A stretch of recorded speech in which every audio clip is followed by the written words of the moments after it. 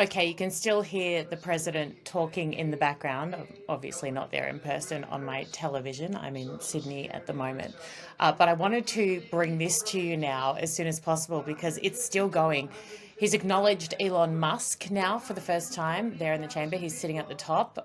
He stood up, of course, a big cheer and standing up from the respectful ones / the Republicans. The Democrats just snarled because they're complete killjoys.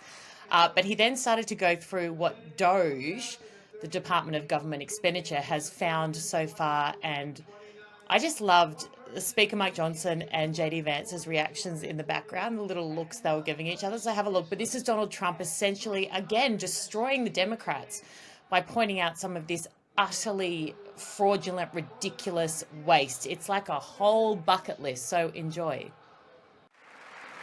To further combat inflation, we will not only be reducing the cost of energy, but we'll be ending the flagrant waste of taxpayer dollars.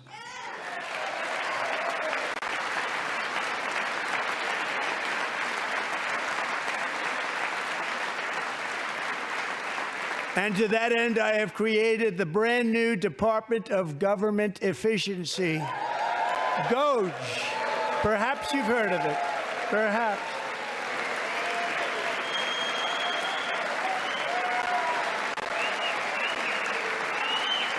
Which is headed by Elon Musk, who is in the gallery tonight.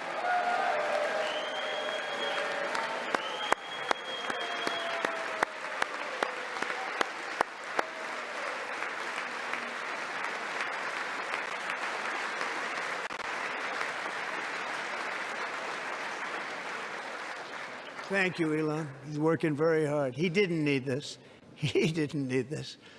Thank you very much. We appreciate it. Everybody here, even this side, appreciates it, I believe. They just don't want to admit that. Just listen to some of the appalling waste we have already identified. $22 billion from HHS to provide free housing and cars for illegal aliens. $45 million for diversity, equity, and inclusion scholarships in Burma. $40 million to improve the social and economic inclusion of sedentary migrants. Nobody knows what that is. $8 million to promote LGBTQI+ in the African nation of Lesotho, which nobody has ever heard of. $60 million for indigenous peoples and Afro-Colombian empowerment in Central America. $60 million. $8 million for making mice transgender. This is real.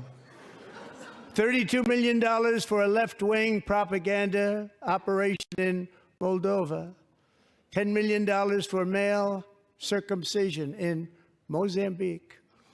$20 million for the Arab Sesame Street in the Middle East. It's a program. $20 million for a program.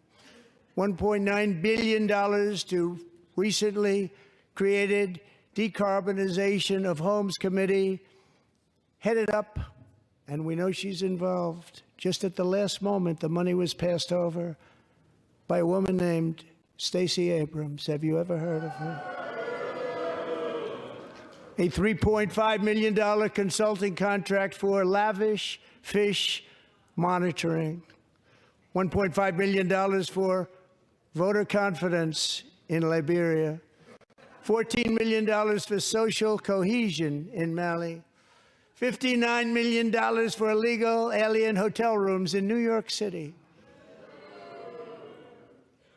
He's a real estate developer. He's done very well. $250,000 to increase vegan local climate action innovation in Zambia. $42 million for social and behavior change in Uganda. $14 million for improving public procurement in Serbia. $47 million for improving learning outcomes in Asia.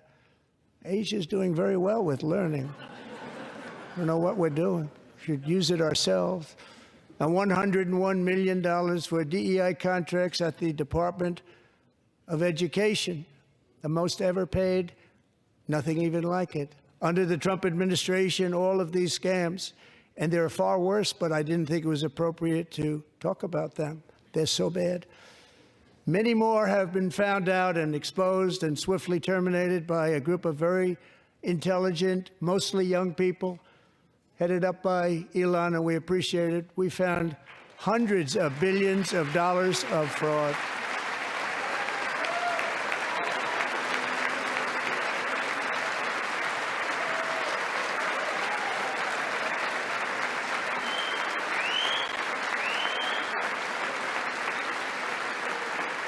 And we've taken back the money and reduced our debt to fight inflation and other things. Taken back a lot of that money. We got it just in time. This is just the beginning. The Government Accountability Office, a federal government office, has estimated annual fraud of over $500 billion in our nation, and we are working very hard to stop it. We're going to. We're also identifying shocking levels of incompetence and probable fraud in the Social Security program for our seniors, and that our seniors and people that we love rely on.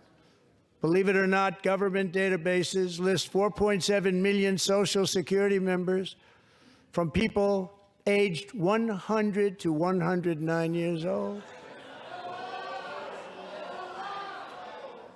It lists 3.6 million people from ages 110 to 119. I don't know any of them. I know some people that are rather elderly, but not quite that elderly.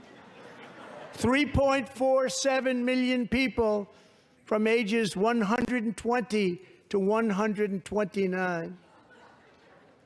3.9 million people from ages 130 to 139. 3.5 million people from ages 140 to 149. And money is being paid to many of them, and we're searching right now. In fact, Pam, good luck. Good luck. You're going to find it.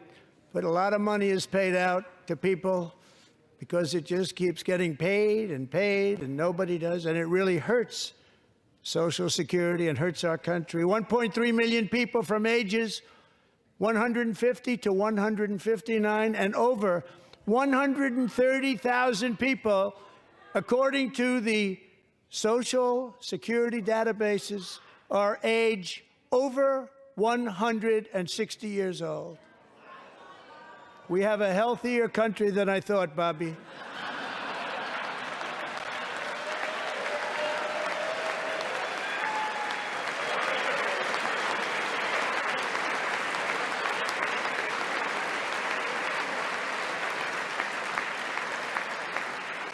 Including, to finish, 1,039 people between the ages of 220 and 229, one person between the age of 240 and 249, and one person is listed at 360 years of age.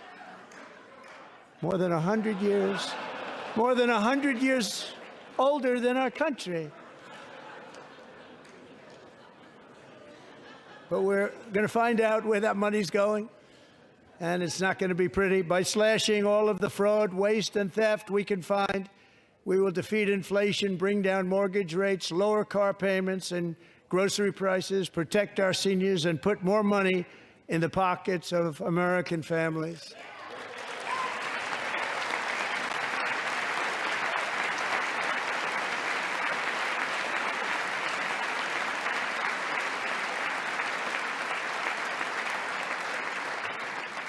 And today, interest rates took a beautiful drop, big, beautiful drop. It's about time. And in the near future, I want to do what has not been done in 24 years, balance the federal budget. We're going to balance it.